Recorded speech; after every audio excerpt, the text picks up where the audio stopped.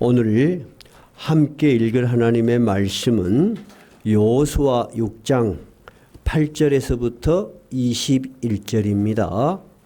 여호수아 6장 8절에서 21절입니다. 제가 가진 성경은 구약 성경 326쪽입니다. 326페이지입니다. 여호수아 6장 8절에서부터 같이 읽겠습니다.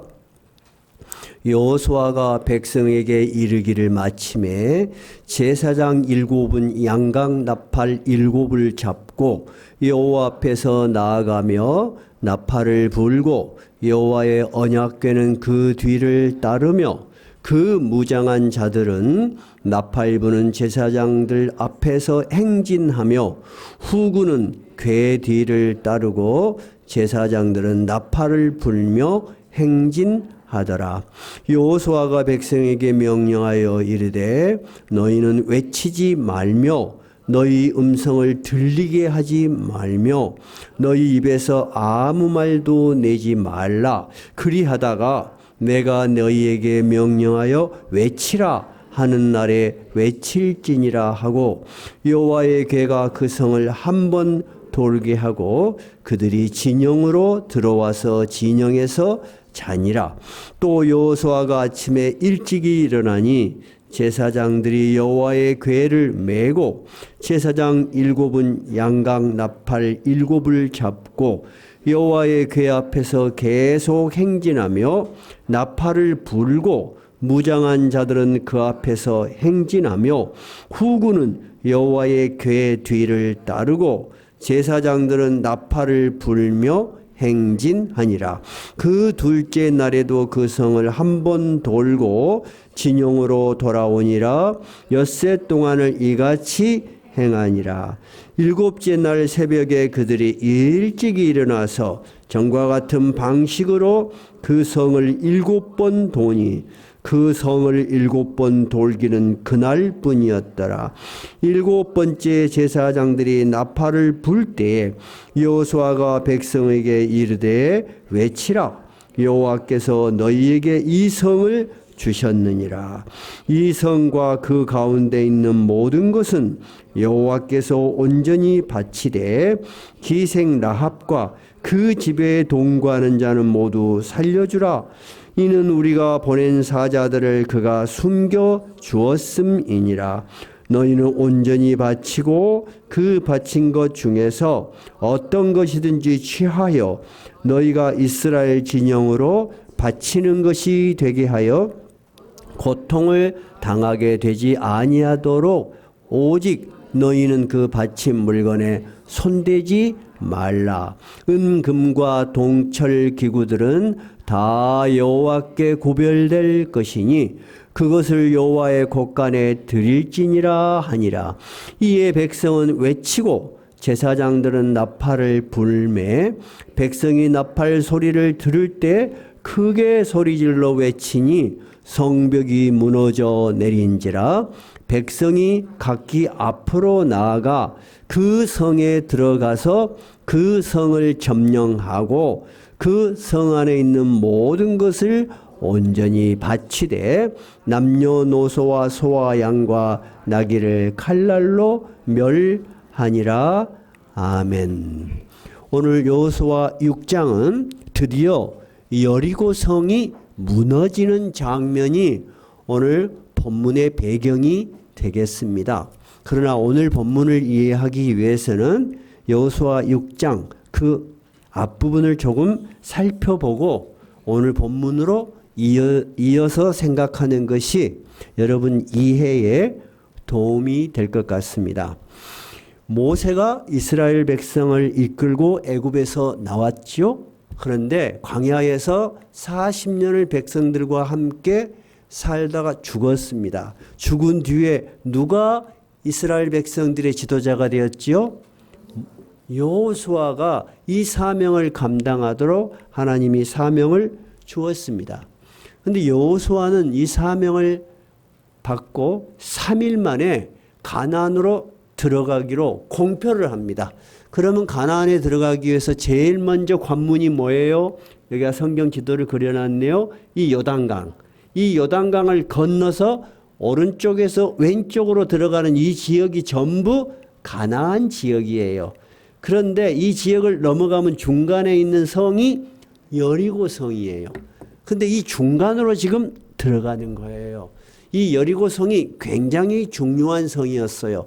여리고 성을 딱 장악을 하면은 위하고 아래 남과 북을 차단시킬 수가 있고, 둘째는 여리고는 이 중심부 중요한 도시로 들어가는 교통의 요지였어요.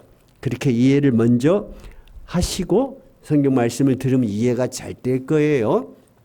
그래서 요단강을 건너고 여리고성까지 가는 도중에 일어난 사건이 지난주 설교였어요. 여호수아가 가는데 뜻밖의 보이지 않던 어떤 한 사람을 딱 보게 된 거예요. 그것이 6장 앞에 5장 13절에서부터 15절까지 나와 있는 거예요. 어떤 사람이 칼을 들고 딱 자기를 맞서고 있는 거예요. 전쟁 상황이란 말이에요. 근데 옛날에는 다 칼로 싸웠잖아요. 역사 이 시간 타임을 보면 이 시기가 청동기 후기 정도 되는 것 같아요. 근데 우리는 그런 역사적 배경은 보지 않고 그냥 설교의 좋은 말씀 중심으로 전하다 보면은 이 상황의 역사적으로 이해를 하지 않고 그냥 엊그저께 일어난 일처럼 이해할 수 있어요. 그건 아니에요. 그러니까 지금 우리가 살던 시대로부터 약 3,300년 전의 일이에요. 모세 시대까지 하자면 약 3,500년. 하여튼 그 즈음의 일이에요. 그러니까 칼을 들고 딱 서 있는 거예요. 그러니까 여호수아가 깜짝 놀라겠죠? 그래서 물어봅니다. 너는 우리를 위한 아군이냐? 우리하고 맞서 싸우려고 하는 적군이냐? 이렇게 물어봐야 될 거 아니에요. 그러니까 그분이 뭐라고 말해요? 나는 여호와께서 보낸 여호와의 군대 대장이다. 여호와께서 보낸 군대 대장이다 하니까 영적인 존재예요. 그래서 여호수아가 머리를 숙여서 엎드려서 물어봅니다. 나한테 하실 명령이 무엇이 있습니까? 이렇게 얘기를 해요. 그랬더니 그 군대대장이 그 말에 대답하기 전에 무슨 말을 하냐면 네가 선 곳은 거룩한 곳이니 네 신에서 네 발에서 신을 벗어라. 즉 여호와께서 임재하신 그 상황을 이렇게 이야기하는 거예요. 그래서 우리가 지난번에 이 여호와의 군대 대장이 누굴까 하고 살펴봤어요. 첫째는 여호와께서 보내신 영적 존재이시고 또 여호와 하나님께서 사람의 모습으로 현현하셔서 이스라엘 백성 혼자만 싸우는 것이 아니고 하나님께서 자기들의 백성들을 총지휘하시는 군대 대장으로 함께 하고 계신다는 것을 상징적으로 보여준 것이라고 했어요. 그렇게 여호수아가 먼저 하나님을 만나고 이제 행진을 하는 장면이 6장 1절에서부터예요.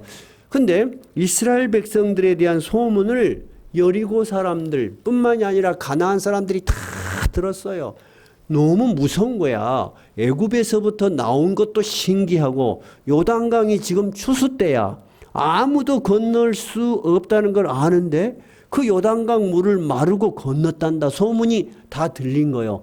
그래서 아예 싸울 생각을 안 하고 빗장을 꽉 걸어 잠그고 여리고성에 다 들어가 있는 거예요. 그것이 6장 1절이에요.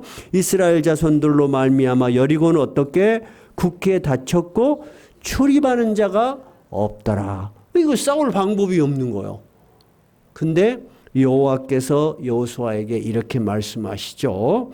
내가 이 여리고 그리고 그 여리고의 왕 그리고 그 군인들을 너의 손에 넘겨주었다. 즉 승리는 내가 보장을 하마. 그런데 작전은 이렇게 하라 하고 작전을 내리셨어요. 하나님께서 직접 작전을 내리셨어요. 자, 작전은 성경을 안 살펴봐도 될 것 같아요. 여러분이 아시니까. 어떤 작전이었어요? 하루에 한 바퀴를 이 여리고성을 도는 거야. 몇 바퀴? 한 바퀴. 그리고 한 바퀴 돌고 나면 자. 저녁에는. 그리고 6일을 그렇게 돌아. 그리고 마지막 7번째 날에는 7바퀴를 돌아라. 그리고 그때 큰 소리를 외쳐라. 그러면 성이 무너질 것이다. 그것이 여호와께서 명령하신 거야. 근데 신학자 멍크는 어떻게 이해를 했냐면 이 명령은 바로 그 조금 전에 설명했던 여호와의 군대 대장이 명령을 내렸을 것이다. 이렇게 해석을 하기도 해요. 그러나 굳이 우리는 구분할 필요가 없어요. 우리가 분명히 그 군대 대장의 정체를 하나님이 현현하신 것으로 봤기 때문에 우리는 자연스럽게 연결돼서 이해할 수 있겠어요. 자, 그럼 오늘 읽은 건 뭐냐면 여호수아가 그 명령을 듣고 백성들과 함께 명령을 직접 실행하는 장면이에요. 여호수아가 자, 백성들에게. 자, 그러면 백성들은 이 여리고 성을 보면서 어떤 생각을 가졌을까? 우리가 한번 그 백성들의 심정에서 이해를 먼저 해봐야 돼요. 제가 늘 이야기하지만은 신앙은 우리의 머릿속으로부터 먼저 오지요. 뭔가 이해를 해야 되니까. 그런데 신앙을 가진 우리가 실제로 살아가는 현장은 머릿속에서 살아요? 현실을 살아요? 현실을 살아요. 그래서 항상 우리는 하나님의 말씀을 읽을 때 그리고 설교자로서 저도 여러분에게 하나님의 말씀을 전할 때 그들이 처했던 현실을 그들이 어떻게 이해하고 감당했는가 그것을 공감을 해야만이 오늘 우리에게도 의미가 있을 수 있어요. 그러면 이 여리고성이 어떻게 생겼는가부터 이해를 좀 하셨으면 좋겠어요. 제가 성경 지도에 칠판에 그려놨어요. 성경 지도를. 여리고성은 성벽이 하나, 두 개가 있었어요. 밖에 성 하나, 또 뒤에 성벽이 있어요. 그 안에가 이제 사람들이 머물러 있겠죠. 그런데 그냥 성벽이 아니고 5m가 되는 옹벽 위에 약 7m 성 두꺼운 약 2m 내지 4m 되는 진흙벽돌로 큰 성벽이 쌓여 있었어요. 그러면 총 몇 미터요? 5m에서 7m 합하면 13m. 우리 건물 1층이 3m예요. 그러면 총 합하면 몇 층이요? 5하고 7하고 하면 13이니까 3으로 나누면 네? 12를 3으로 나누면 4층이요. 옛날 여러분 조선시대 불과 200년 전에 조선시대 건물들 봐보세요. 사람 키보다 작아요. 궁전을 빼고는 다 낮은 건물이에요. 그래서 우리 어렸을 때 어디에 3층 건물이 지어졌다 한다고 와 그랬어요. 지금 높으니까 여러분의 현대적 감각으로 보면은 실감이 안 날 수 있어요. 근데 그 시대 사람들로서는 12m의 높이 어떻게 올라갈 방법이 없어. 근데 밑에는 그냥 옹벽일 뿐만 아니라 그 바깥으로 거친 돌들, 암서 이렇게 30도 각도로 돼 있었어요. 이게 고고학적 발견으로 기록된 거예요. 그러면 뒤에는 어떻게 돼 있냐? 이것이 타고 넘어간다 할지라도 14m 땅에다가 7m가 또 올라가 있는 거예요. 그럼 얼마요? 21m. 그러면 3으로 나누면 어때요? 7층이요. 여수에서 7층 높이면 어찌요? 꽤 높아. 근데 그 사람들이 걸어다니는 그 이스라엘 사람들이 봤을 때는 하늘에 닿아 있다 그랬어요. 그리고 올라갈 길이 없는 거예요, 이거는. 백성들의 마음에, 야, 저것을 어떻게 우리가 이길 수가 있어? 하는 생각이 들었겠죠? 근데 이 명령은 지금 누구만 받았어요? 여호수아만 받았어요. 근데 백성들에게 여호수아가 하나님이 나에게 이렇게 명령했다 하고 전체를 다 이야기하는 거예요? 아니면 그냥 하나씩 실행하는 거예요? 자, 8절부터 보니까 어떻게 해요? 하나씩 실행하는 거예요. 자, 그럼 8절부터 읽은 걸 자세히 할 필요는 없어요. 여호수아가 백성에게 이르기를 이제 앞으로 나아가라. 그렇게 이제 명령을 한 다음에 제사장 7이 양각 나팔을 이루었다. 양각 나팔은 뭐냐면 양의 뿔로 만든 나팔이다 그 말이에요. 나는 어렸을 때 이것을 양각, 음각 뭐 그렇게 이해를 해서 조각을 파갖고 그 조각의 기법이 양각, 음각이 있어요. 그게 아니에요. 양의 뿔로 뿌 이렇게 부는 큰 나팔이다 그런 말이에요. 자, 그러니까 순서가 이렇게 돼요. 순서가 제일 앞에 누가 딱 앞에 가요. 무장한 군인이 먼저 소수의 군인이 또 앞에 가요. 그 다음에 제사장 7이 양각 나팔을 불고 가요. 그 다음에 하나님의 언약궤가 가요. 그 다음에는 뒤따라온 군인들이 가요. 그런 순서로 먼저 하루를 돌게 했어요. 하루를. 자, 그 다음에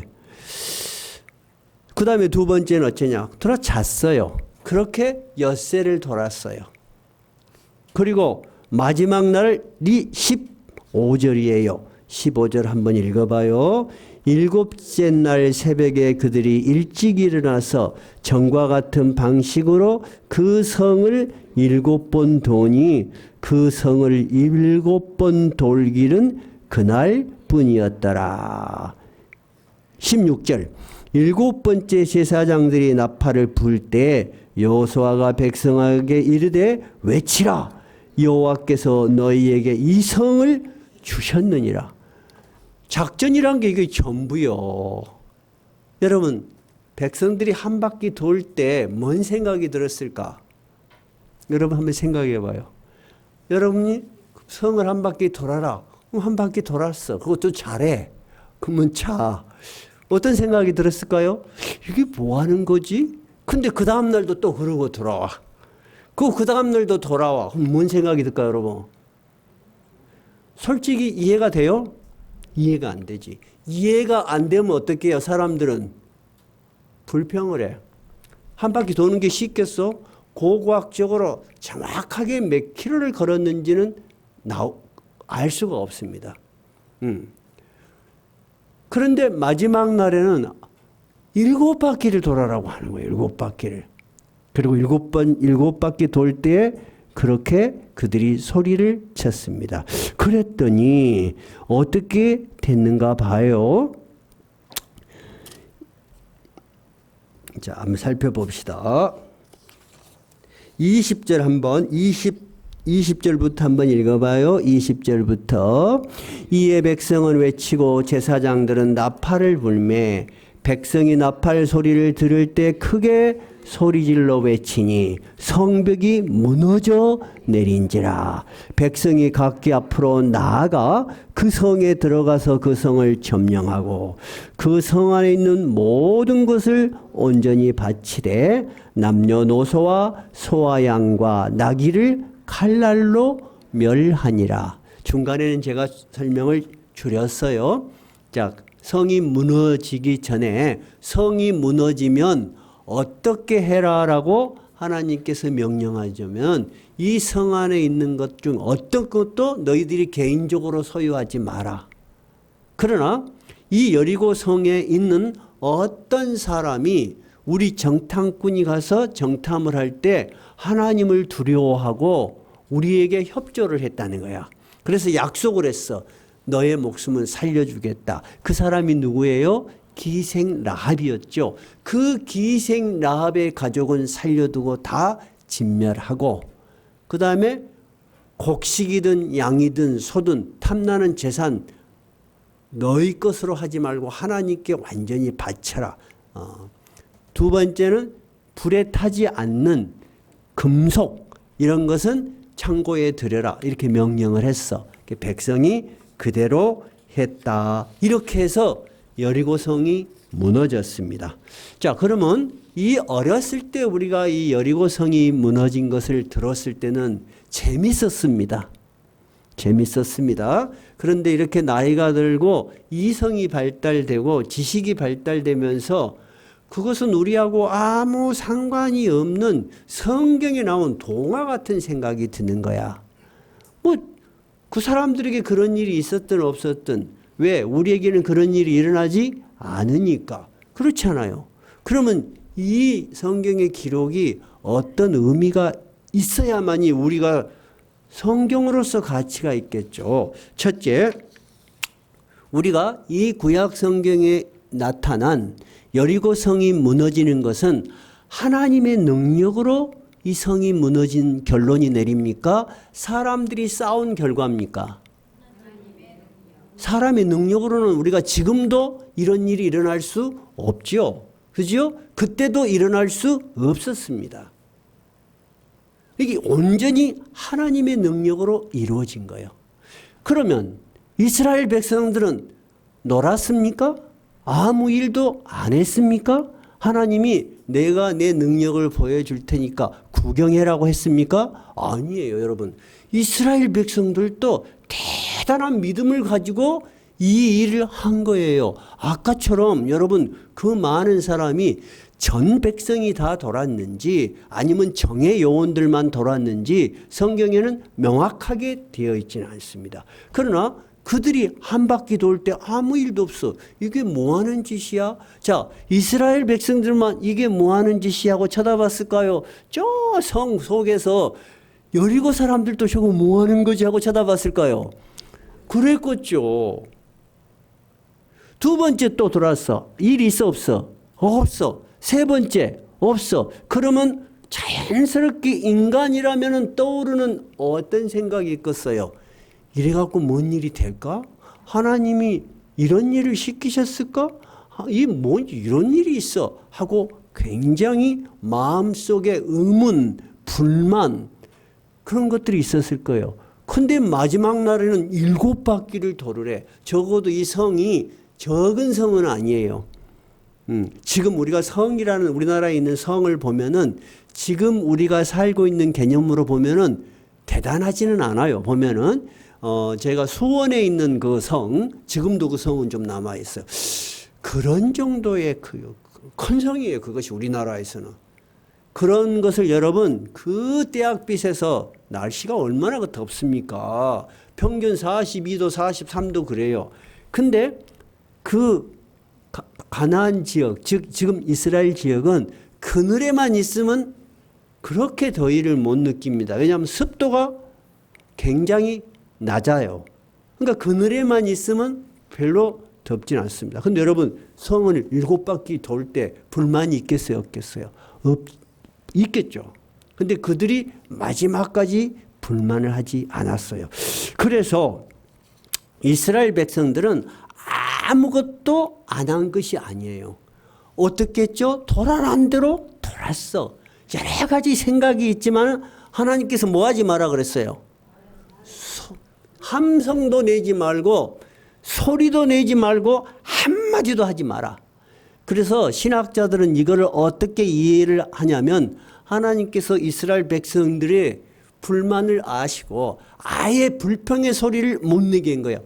여러분 때를 지어서 하는데 한 사람만 불평을 해봐. 이 불평이 번져 안 번져? 번져. 우리 교회도 마찬가지예요. 우리 교회뿐만 아니라 사람들이 모이는 곳에는 불평 불만자가 있다 없다? 있다니까. 다른 사람들도 그렇게 생각 안 했는데 자꾸 불평이 나오면 어떻게 동요가 돼요. 그래서 신학자들은 하나님께서 그래서 아무 말도 하지 마라 그렇게 명령하시지 않았을까라고 추측을 해요. 여러분들 생각은 어떠세요? 그럴 수 있겠네요. 그래서 너희들은 함성도 지르지 마라. 너희들의 힘으로 되는 게 아니라는 거야. 두 번째 어떤 불평, 불만하지 말고 어떻게 하라? 순종하라는 거예요. 순종하라. 하나님 말씀에 순종하라. 7바퀴를 돌 때는 마지막까지 인내하라. 그러면 하나님이 그의 능력을 보이실 것이다. 여러분 우리가 믿음의 생활을 할 때 제일 중요한 건 뭐예요? 아무리 이해를 해도 순종하고 살기가 쉽지 않아요. 왜? 사람의 생각이 먼저 떠오르니까. 하나님은 이렇게 이야기했지만, 교회에서 이렇게 이야기했지만, 아무래도 내가 그렇게 살면 손해볼 것 같아. 나는 그렇게 사는 게 익숙하지가 않아. 나는 그렇게 살고 싶지 않아. 그런 마음, 다양한 마음들이 있을 수밖에 없어요. 근데 제가 어렸을 때부터 신앙생활을 해왔고, 또 하나님 은혜로 하나님 말씀을 가르치는 자가 되어서 보니까 진짜 마지막까지 순종하는 자만 하나님과 동행하는 삶을 사는 거야. 여러분, 중간에 그만두는 사람이 얼마나 많습니까? 왜 그만둡니까? 왜 그만둬요? 하나님이 하시는 마지막 능력을 믿지 못하기 때문에 그런 거예요. 우리가 결론을 안다면 중간에 그만둘 사람 아무도 없어요. 여러분의 삶의 결과가 어쩔지 아무도 모르기 때문에 그러는 거예요. 근데 마지막 결론을 우리가 어떻게 내리면은 그 마지막을 알 수가 있죠? 하나님이 자신의 능력을 마지막까지 보여주실 것이다. 그런 믿음이 없으면 여러분, 여호수아가 이 백성을 이끌고 아무 일도 안 하면서 한 바퀴, 두 바퀴, 마지막 7바퀴까지 어떻게 돌겠어요? 쉬운 일이 아니에요. 그러니까 우리는 이 여리고 성이 7바퀴 돌고 마지막 날에 7바퀴 돌았더니 성이 무너졌단다. 그런 외향적인 사실도 물론 동화처럼 어렸을 때는 알고 있는 것이 중요하지만은 더 본질적인 것은 그 말도 안 되는, 이해가 안 되는 하나님의 말씀을 순종하고 끝까지 따랐던 결과가 뭐예요? 여리고 성이 무너졌다는 거예요. 신약을 사는 우리에게도 똑같습니다. 여러분, 우리가 신앙을 없었는데 신앙이 생긴 사람도 있고, 두 번째는 신앙생활을 하지만은 더 강하게 내가 하나님 따라서 더 열심히 신앙생활을 해야지 결심하는 사람들도 있습니다. 그죠? 오늘 예배 드리신 분은 적어도 2가지 부류에 들어가는 분이야. 이제 신앙생활을 시작하시는 분. 두 번째는 내가 신앙생활을 오래 했지만 더 좀 잘하고 싶다. 그런 좋은 마음의 소망이 있어서 오늘 다 나오신 거죠. 그런데 우리가 이 교회 문만 딱 나가면 우리 앞에는 현실이 있어요. 현실이 쉬워요? 쉽지 않아요. 내가 생각한 대로 안 사라져요. 그것을 우리는 뭐라고 하냐면은 시련이라고 해요. 시련. 그런데 야고보서 1장 3절에서부터 5절까지는 우리가 당하는 시련을 우리가 어떻게 이해를 해야 할 것인지, 지금 이스라엘 백성들이 이 가나안 성을 돌면서 이 당하는 어려운, 이해가 안 되는, 그리고 그 대학빛에서, 그리고 마지막은 7바퀴를 돌면서 아무 말도 않고 가는 그들과 우리가 이렇게 믿음을 가지만 매일매일 현실에 살아가는 우리하고 모습이 어때요? 비슷하잖아요. 그럼 우리 여기다가 첼카피 딱 꽂아놓고 야고보서, 저 신약 성경이에요. 야고보서 1장 3절로 가봐요. 371쪽이에요. 371쪽. 야고보서 1장 2절부터예요. 1장 2절부터예요. 다 찾으셨어요? 한번 읽어볼까요? 내 형제들아, 너희가 여러 가지 시험을 당하거든 온전히 기쁘게 여기라. 이는 너희의 믿음의 시련이 인내를 만들어내는 줄 너희가 알미라. 이 인내를 온전히 이루라.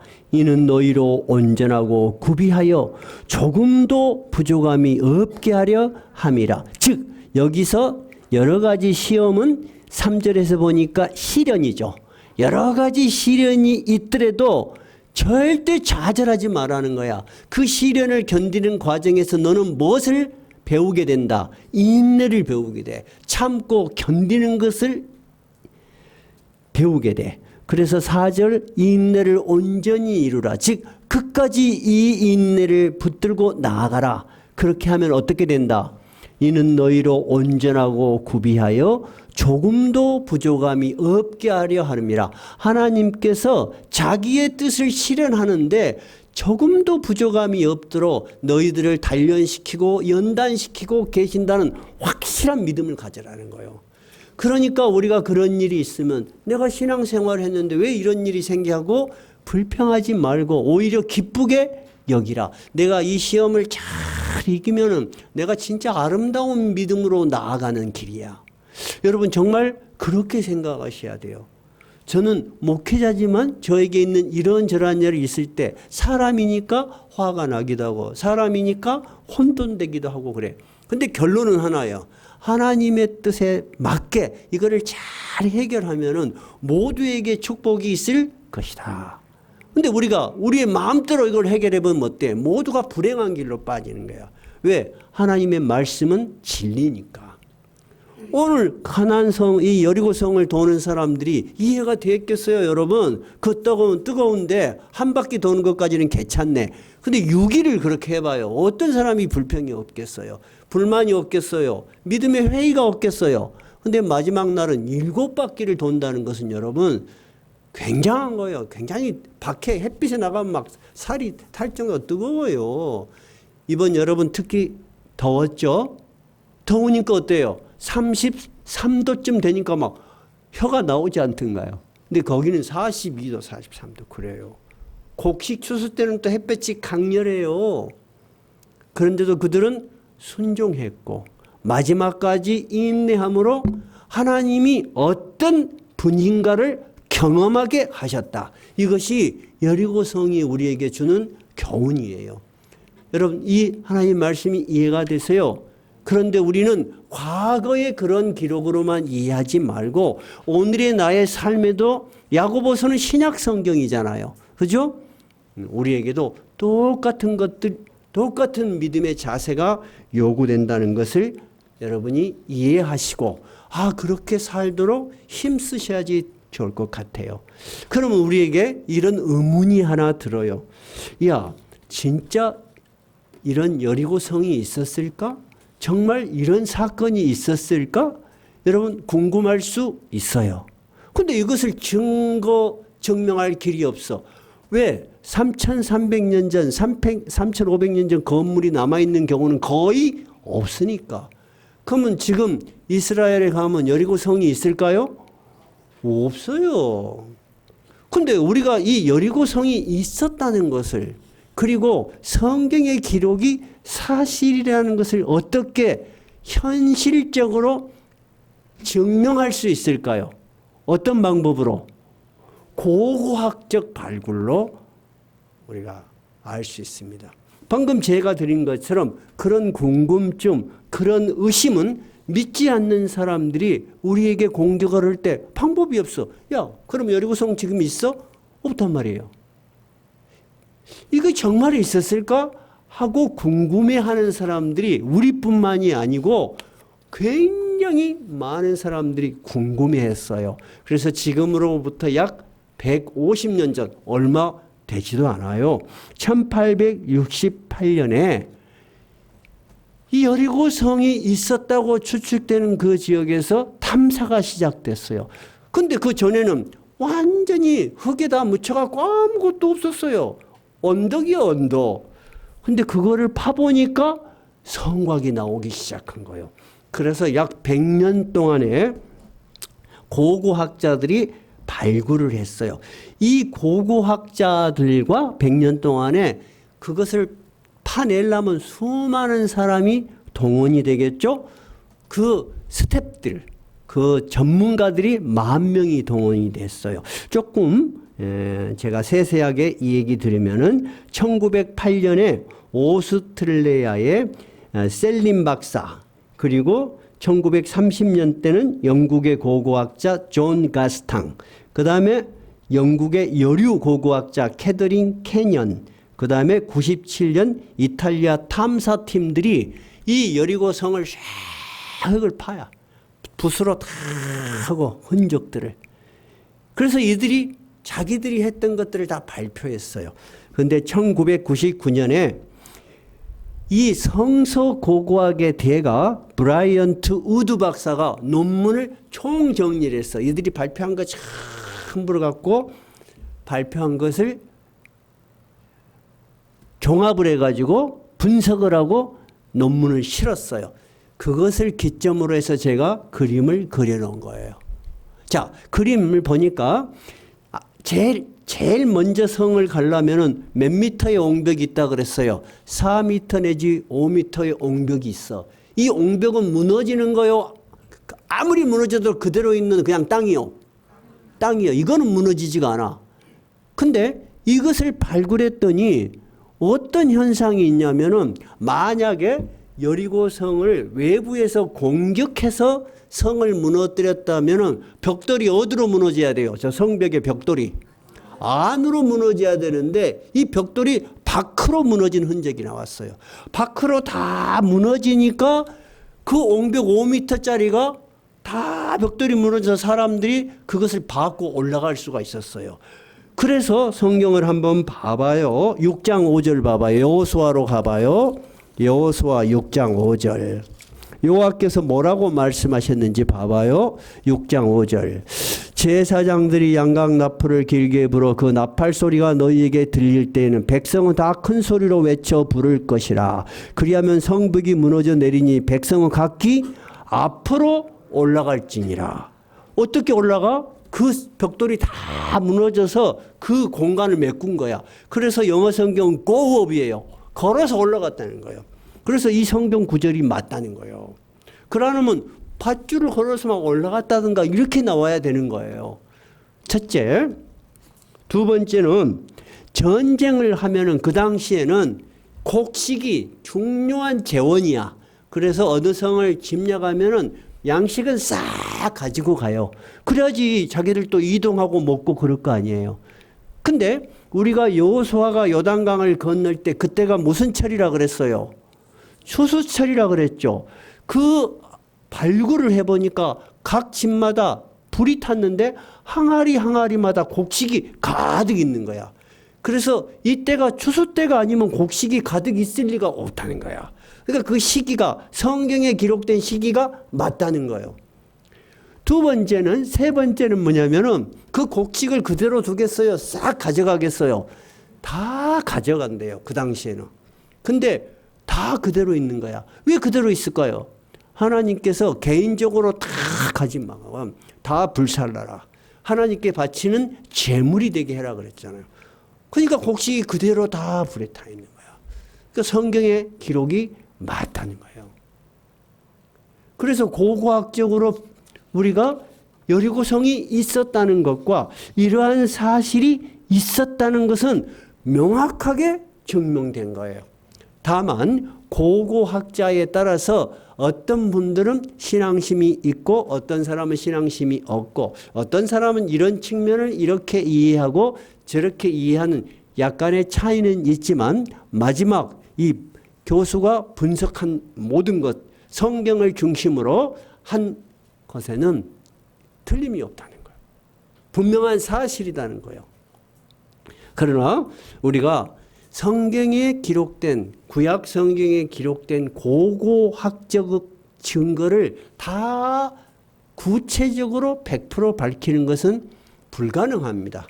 어렵습니다. 그런 것들은. 그러나 점점 고고학자들이 인정하는 건 뭐냐면 인간의 상식으로는 그런 것이 있을 수가 없다라고 했던 것들이 발굴을 해가면은 해갈수록 오히려 성경이 맞다는 거예요. 성경이 맞다는 거예요.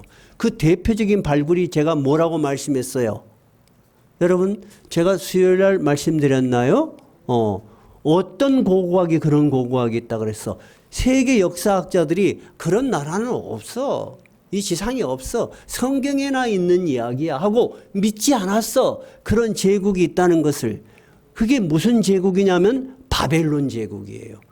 바벨론은 성경에는 어마어마하게 강한 나라로 나와. 그 당시에 그 중동 일대 전체 이제 애굽까지 이집트까지 다 장악을 했어. 성경에 그렇게 나와. 그런데 어디에도 흔적도 없어. 있을 수가 없다. 그런데 서독에 고고학자들이 이라크를 갔어. 설마 있겠냐? 얼마 파지도 않으니까 성곽이 그대로 나와 있는 거야. 유물이 그대로 있는 거야. 그래가지고 지금 독일의 서독에 전시가 되어 있어요. 그러니까 성경만큼 오히려 진실하고 사실이 기록된 역사에 대한 책이 없다는 거야. 그럼 여러분, 성경은 역사책이에요? 아니에요? 아니에요. 성경의 초점은 뭐예요? 역사 속에서 일어났던 하나님이 하신 일이 초점인 거예요. 그러니까 성경은 역사적 사실을 기반으로 하지만 그것이 초점이 아니고 그 역사적 사실 속에서 하나님이 어떻게 일을 하셨는가요? 두 번째는 하나님의 백성들이 하나님과 어떻게 하나님의 명령을 따라서 어떻게 살아갔냐 하는 거예요. 그럼 오늘 여리고성의 사건은 어떤 사건이죠? 인간이 이해할 수 없는 방식으로 천년의 요새 여리고가 무너졌어. 그런데 사람은 할 수 없는 일이었어. 그런데 사람이 할 수 있었던 일은 뭐예요? 그의 명령을 순종하고 끝까지 인내하고 하나님의 뜻을 기다렸다는 거예요. 그 결과 여리고성이 무너졌다는 것입니다. 이것은 구약의 한 사건일 뿐만 아니라 신약의 시대를 사는 우리에게도 여전히 하나님이 우리와 함께 하신다는 것을 우리가 믿을 수 있는 역사적 사실이고 믿음의 근거예요. 여러분, 우리도 똑같이 이해할 수 없고 또 감당하기 어려운 시련이 있는 현실에서 살잖아요. 근데 이 현실을 여러분 어떻게 이기고 나갈 거예요? 불평하고 불만하고 좌절하고 신앙생활 그만할 거예요? 아니면 기쁘게 생각하고 내가 이 시련을 잘 이겨나가면 하나님이 당신의 뜻을 보여주실 것이다. 우리는 그것을 축복으로 받아들인단 말이죠. 그렇게 살 거예요. 여러분 한번 물어볼까요? 나는 그냥 내 생각대로 안 되면 때려치워버린다. 자, 1번 한번 손 들어보세요. 없구만. 좋아. 2번 힘들지만은 기쁘게 생각하고 잘 감당해서 마지막까지 하나님의 뜻이 이루어지는 것을 보는 그날까지 나는 인내하겠다. 2번 한번 손 들어보세요. 2번이 좋지. 근데 그거 쉬워요? 어려워요. 그럼 우리 힘으로 안 되는 거예요. 그래서 우리가 일주일에 한 번 모여서 같이 예배드리고 하나님의 말씀으로 다시 격려를 받고 이스라엘 백성들이 다 하나님의 뜻을 알았어요? 아니면 하나님의 뜻을 온전히 안 사람은 한 사람이었어요? 한 사람이었어요. 여호수아였어요. 백성들은 여호수아를 믿고 여호수아가 하나님의 사명을 받은 종이니까 이 여호수아의 말이 하나님의 명령이라고 이해를 한 거예요. 그래서 여호수아가 시킨 대로 따라간 거예요. 이런 축복이 여러분에게도 있기를 바라요. 또 여러분의 삶에 일어나는 많은 불행한다고 생각하는 일들도 불행하다고만 생각하지 마시고 이거를 내가 잘 견디고 하나님의 말씀을 따라 순종해 나가면 반드시 하나님이 그의 능력을 보여주신다. 그것이 내가 믿는 하나님이다. 이런 굳은 믿음이 여러분의 믿음이 되어야 합니다. 이 믿음의 끝에 여러분은 현실에서도 위로를 받고 다시 일어설 수 있는 것이고 또 우리가 이 세상을 떠나는 그날에 하나님의 영원한 나라, 구약시대의 가나안이 아닌 하나님이 우리에게 약속하신 영원하신 하나님의 나라로 들어가는 것입니다. 그것이 여러분의 믿음과 소망이 되시기 바랍니다. 찬송가 384장입니다.